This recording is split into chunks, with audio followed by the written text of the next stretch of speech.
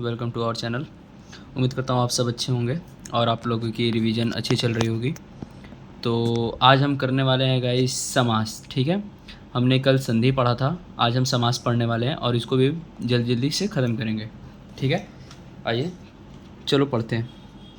तो हमारा चैप्टर का नाम है समास। ठीक है, पंडित कांता गुरु के अनुसार दो या दो से अधिक शब्द या पदों के का परस्पर संबंध बताने वाले शब्द अथवा प्रत्ययों का लोप होने पर उन दो या दो से अधिक शब्द से जो एक स्वतंत्र शब्द बनता है उस शब्द को सामाजिक शब्द कहते हैं तथा उन दो या दो से अधिक शब्दों पदों का योग होता है वह समास कहलाता है। ठीक है, इसका मतलब है कि समास हमारा वो है जो पंडित कांता प्रसाद जी इसका जो डेफिनेशन देते हैं वो बोलते हैं कि दो या दो से अधिक शब्दों या पदों के परस्पर संबंध से जो संबंध बनता है ना वो वही हमारा समास कहलाता है। ठीक है, मतलब समास विग्रह है, समास का उल्टा विग्रह होता है।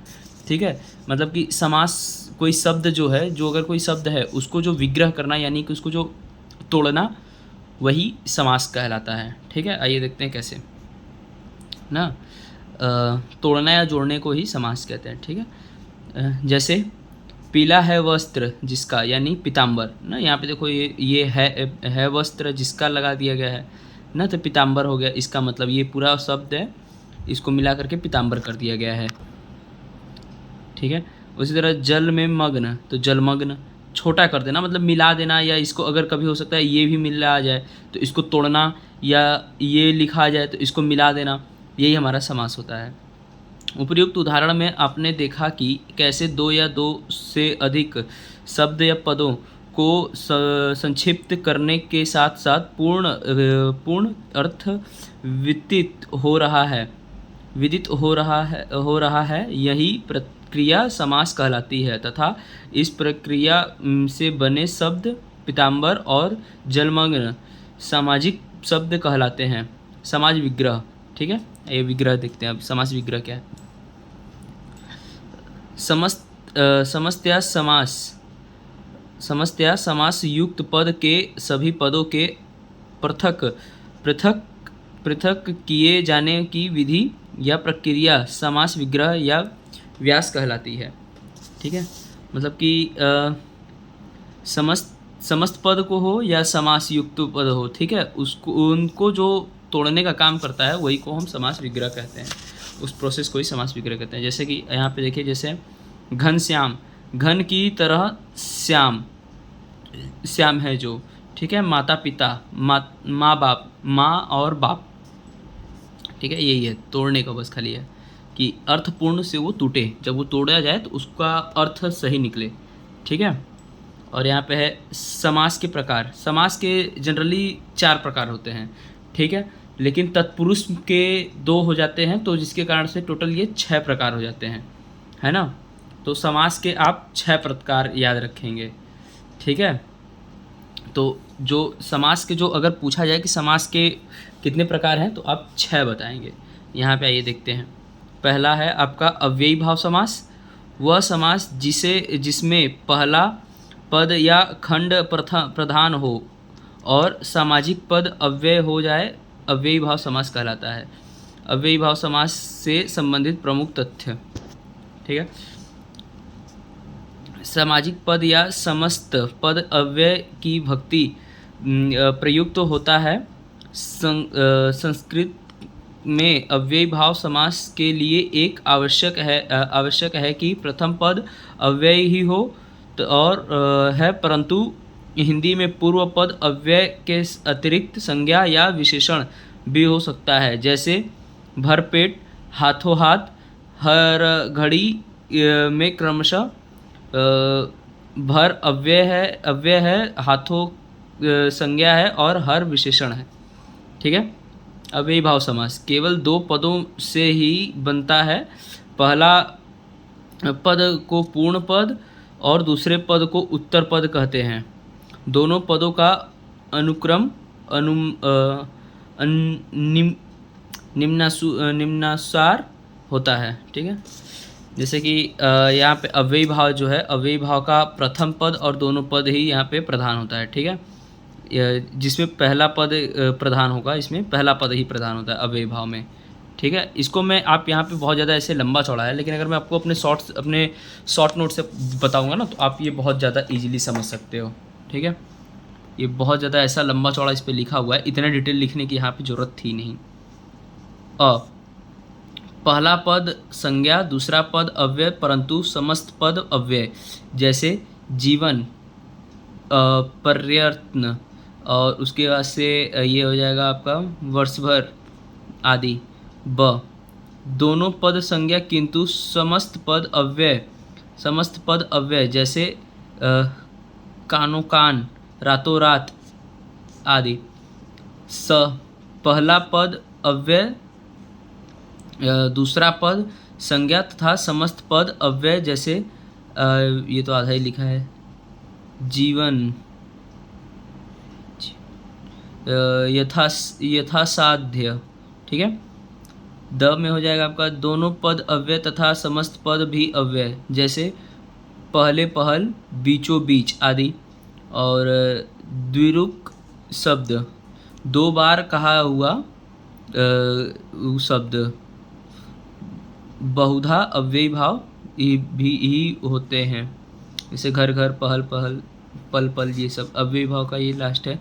यहाँ पे अव्ययी भाव समास के पहला पद, जैसे भर भर भर, प्रतिदिन, आगसी। ये मैं इसको भी पढ़ देता हूँ आपको। इसको समझाने का मतलब है कि ये बहुत ज़्यादा कॉम्प्लिकेटेड हो जाएगा, मैं आपको इसका अपने शॉर्ट नोट से समझाऊंगा ना, तो आपको ज़्यादा ईजिली समझ में आएगा, ठीक है।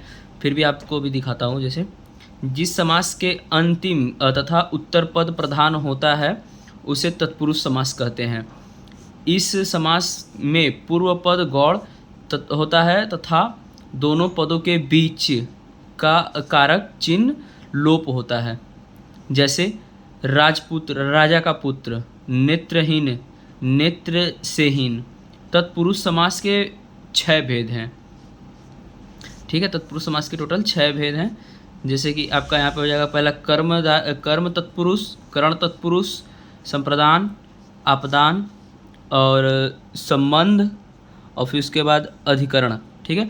इसमें आप याद सकते हैं विभक्ति इसका हो जाएगा को से, ठीक है। इसका विभक्ति आपका कर्म का को हो जाएगा, जैसे यहाँ पे लिख सकते हो आप, कर्म को करण से संप्रदान के लिए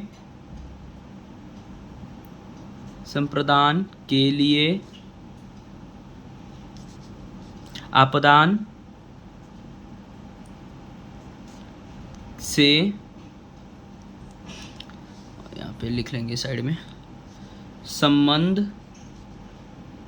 का, की, के कुछ भी कर सकते हैं, तो का लिखेंगे, संबंध का, और उसके बाद अधिकरण हो जाएगा ना, अभी का अधिकरण में, पर में कर लेते हैं, अधिकरण में, ठीक है। यहाँ आप देखोगे कि 2 बार से आया है, तो एक से है जो कि मेल का है, एक से है कि जो अलगाव यहाँ पे ला रहा है। आइए इसको समझते हैं कैसे।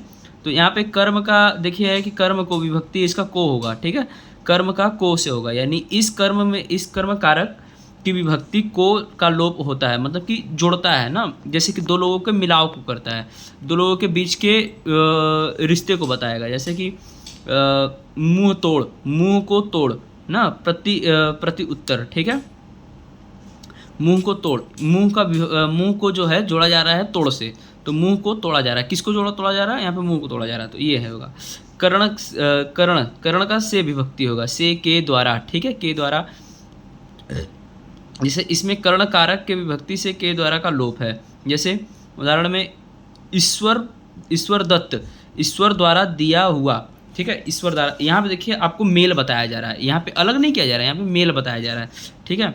कष्ट साध्य, कष्ट से साध्य, मतलब कष्ट से साध्य, यहाँ पे किससे साध्य है, कष्ट से साध्य है, मतलब यहाँ पे ये जो से है ना, ये दो परस्पर शब्द को जोड़ रहा है, यहाँ पे अलगाव नहीं हो रहा है, यहाँ पे जोड़ा जा रहा है। लेकिन अगर वहीं हम अपदान का अगर देखा जाए, अपदान का, तो यहाँ पे देखिए, यहाँ पे लिखा भी है अलगाव के भाव में, ठीक है, अलगाव के भाव में रहता है। जैसे रोग मुक्त, रोग से मुक्त, किस चीज़ से मुक्त हो गए, रोग से मुक्त हो गए हम, ठीक है। तो यहाँ पे ये चीज़ है, कन्फ्यूजिंग होता है दोनों, बट समझना उसमें बहुत मुश्किल नहीं है, इसमें आप द्वारा भी लगा करके समझ सकते हैं, ठीक है।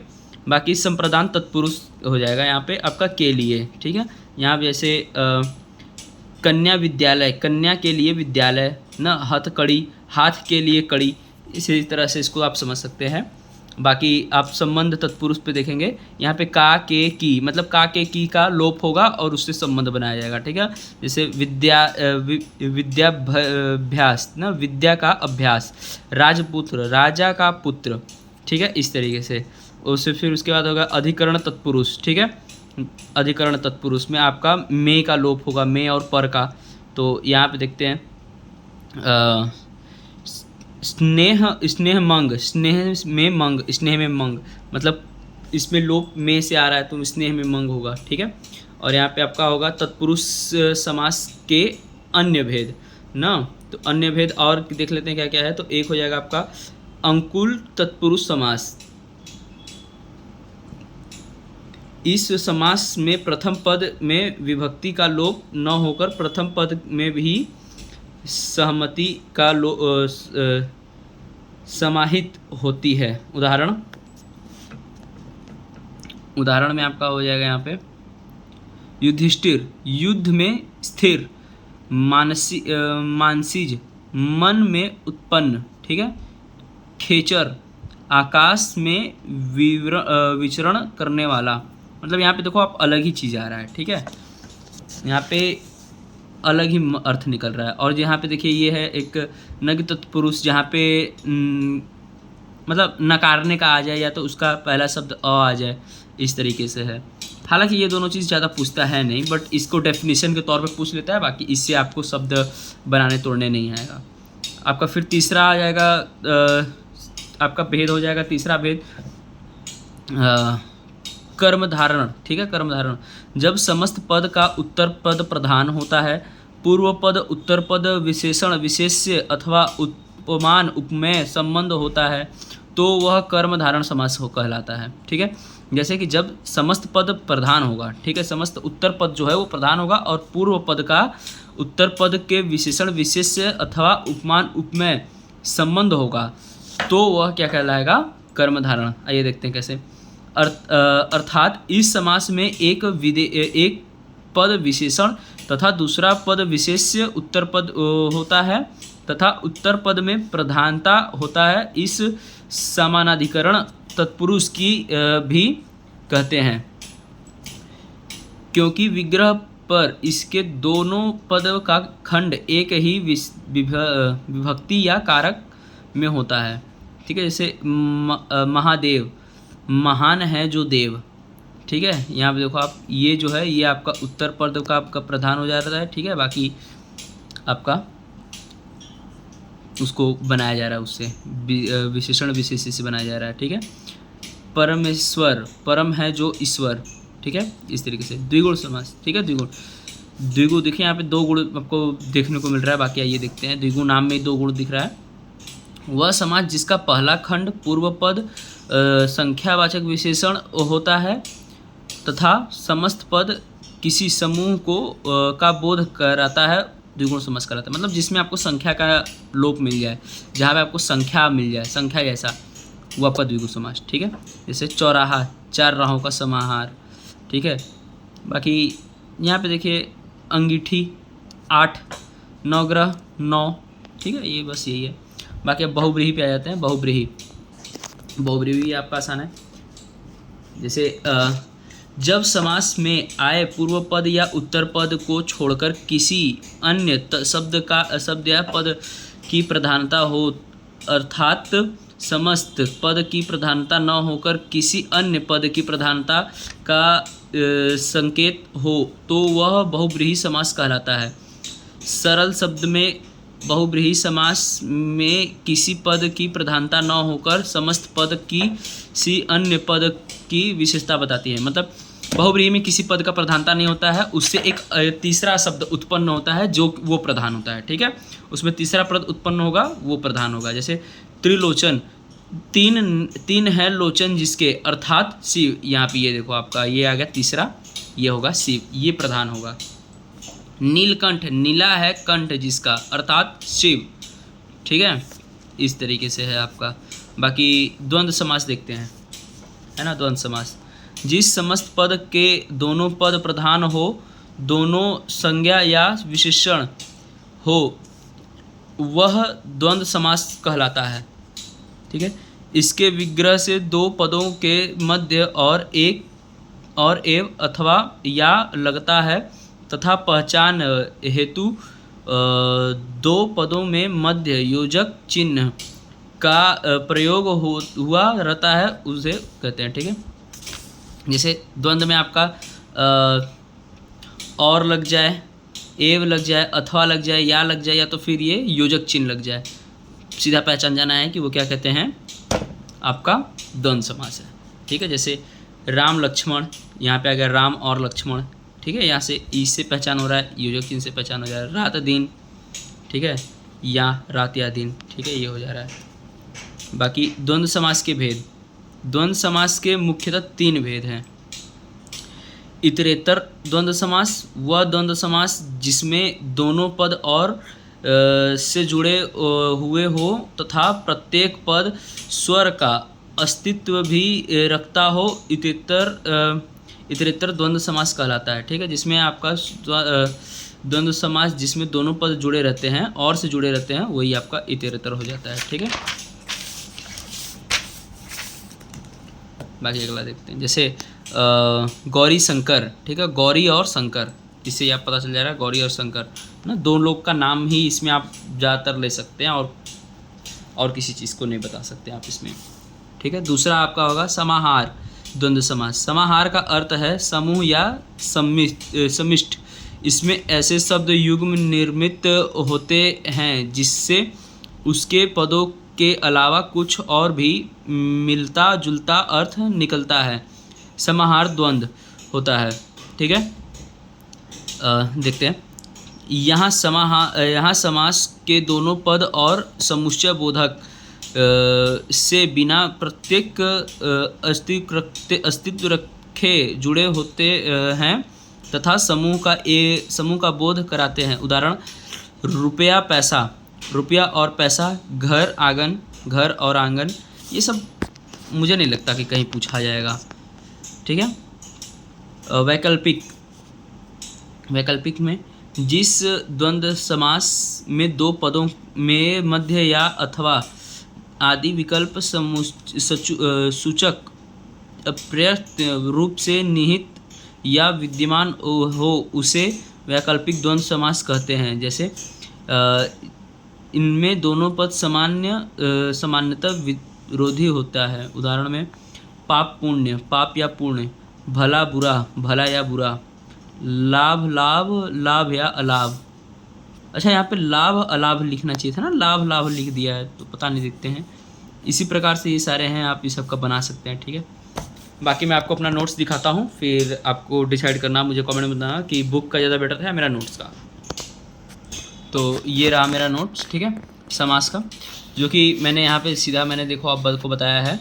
समास के सीधे 6 वेद हैं, ठीक है, 6 वेद हैं। अव्ययी भाव समास, कर्मधारय समास, तत्पुरुष समास, द्विगु समास, बहुव्रीहि समास और द्वंद्व समास, ठीक है। यहाँ पे पूर्व पद प्रधान अव्ययी में सिर्फ होगा, उत्तर पद प्रधान तत्पुरुष में होगा, कर्मधारय में होगा, द्विगु में होगा, ठीक है। हालांकि ये जो कर्मधारय और द्विगु जो है वो तत्पुरुष का ही भेद है, तो इसलिए आप याद रखना कि अगर उत्तर पद प्रधान का बात करें तो वो तत्पुरुष में आएगा, और तत्पुरुष में अगर आ रहा है तो ऑब्वियसली सी बात है कि ये अगर ये दोनों जो है इसका टाइप है तो ये भी उत्तर पद में ही आएगा। तो यानी कर्म और द्विगु जो है वो तत्पुरुष समास का भेद है और उसका भी उत्तर पद ही प्रधान होगा, ठीक है। दोनों पद प्रधान सिर्फ द्वंद्व में होता है, और दोनों पद अप्रधान जो है वो बहुव्रीहि में होता है, इसमें क्योंकि तीसरा पद प्रधान होता है, ठीक है। यहाँ पे इजी सिंपल तरीके से मैंने इसको लिख के रखा है। बाकी यहाँ पे अगर अव्ययी भाव समास की बात करें तो पहला पद अव्ययी तथा प्रधान पहचान अनु, आ, प्रति, भर, अथा, यावत, हर आदि होता है, ठीक है। इसमें देखिए पहला पद जो है वो प्रधान होगा, इसका पहचान इस सब शब्दों से हो सकता है, जैसे प्रतिदिन, प्रतिदिन, ठीक है। यहाँ पे प्रत्येक दिन, इससे हो जाएगा, पकड़ में आ जाएगा। बाकी कर्म धारण का देखिए आप, यहाँ पे कर्म धारण समास है, उत्तर पद प्रधान होता है, पूर्व पद उत्तर पद में उपमान उपमेय होता है, ठीक है। यहाँ पे पहचान आपका विग्रह करने पर मध्य में है जो के समान ये आएगा, जैसे चरण कमल, कमल के समान चरण, ठीक है। इस तरीके से आप पकड़ सकते हैं यहाँ पे। द्विगु समास, समस्त पद का पूर्व पद संख्यावाचक समूह या समाहार है, ठीक है। यहाँ पे पहचान यहाँ पे हो जाएगा आपका संख्या से संबंधित जो भी हो जाएगा, समूह या समाहार हो जाएगा, जैसे दोपहर, दोपहरों का समूह, ठीक है। यहाँ पे ये सब पकड़ सकते हैं। बाकी अब तत्पुरुष का आपको यहाँ पे मैंने लिखा है, देखिए तत्पुरुष है, उत्तर पद प्रधान होता है, नीचे बीच का कारक चिन्ह लुप्त होता है, ठीक है। उत्तर पद प्रधान होगा, बाकी आपका बीच का जो कारक चिन्ह होता है वो लुप्त होता है। जैसे पहचान विग्रह करने पर का जो है का बोध लुप्त रहेगा, ठीक है। जैसे राजकुमार, राजा का कुमार, ठीक है। तत्पुरुष के 6 भेद हैं, देखिए तत्पुरुष के 6 भेद हैं। यहाँ पे देखिए कर्म को करण से संप्रदान के लिए उपदान से संबंध का अधिकरण में, ठीक है। यहाँ पे अब मैंने इसको लिखा है अच्छे से, आप इसको समझ सकते हो, ठीक है। राइटिंग हालांकि थोड़ी खराब है पर आप के लिए बेटर है, ठीक है। बहुब्रीहि समास, दोनों पद मिलकर किसी तीसरे विशेष अर्थ या व्यक्ति का बोध करते हैं। पहचान विग्रह करने पर जिसकी है जो वाला आए, ठीक है। पहचान ये है, जैसे लंबोदर, लंबा है जिसका उदर, ठीक है। लंबा है उदर जिसका, या अर्थात गणेश, ठीक है। महावीर है जो हनुमान, ठीक है।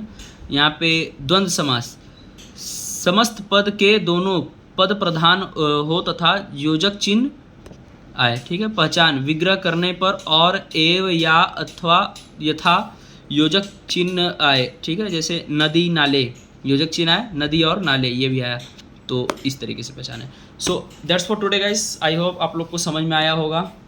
समास हमारा आज हमने ख़त्म करा है, और जैसा कि मैं हर रोज़ बोलता हूँ कि मैं भी कोई ऐसा प्रोफेशनल टीचर नहीं हूँ या कोई ऐसे पढ़ा लिखा नहीं हूँ, मैं भी आप लोग की तरफ पढ़ रहा हूँ और रिवीजन पर्पज़ से मैं बस वीडियो बनाता हूँ। सो मुझे जज करने की ज़रूरत नहीं है। अगर आपको इससे बेटर कुछ अगर पता हो तो मुझे कमेंट में बताइए, मैं उसको फॉलो करूँगा और ऑफकोर्स मैं उसको नेक्स्ट वीडियो में सही से करने की कोशिश करूँगा। So that's for today guys, आप सभी अपना रिवीजन करते रहिए, पढ़ते रहिए, and best of luck for your all exams whatever you do. So चलो पढ़ें।